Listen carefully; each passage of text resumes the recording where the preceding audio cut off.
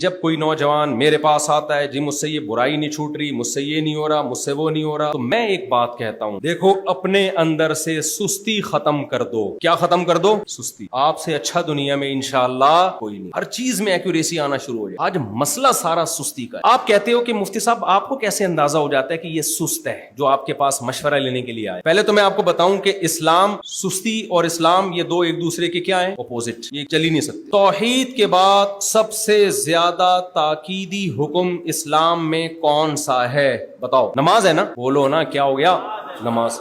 سست پڑھا آدمی پڑھ سکتا ہے؟ نماز میں دن کے ابتدا سے نمازیں جب شروع ہوتی ہیں تو اسٹارٹنگ ٹائم اللہ نے ایسا رکھا ہے، سست آدمی کے لیے وہ ٹائم سوٹ ہی نہیں کرتا، وہ پہلی نماز ہی پی جائے گا۔ وہ آگے کیا کرے گا؟ جب بیس ہی اس کی غلط کام سے ابتدا ہو رہی ہے، فجر ہی چھوڑ دی، تو ظہر میں کہاں سے ہمت آئے گی اس کی؟ اسلام میں توحید کے بعد جو پریکٹیکل لائف جب آپ کی شروع ہوتی ہے نا، جب بھی کوئی غیر مسلم آئے گا اور کلمہ پڑھ کے اسلام قبول کیا، اس کے لیے چستی نہیں چاہیے۔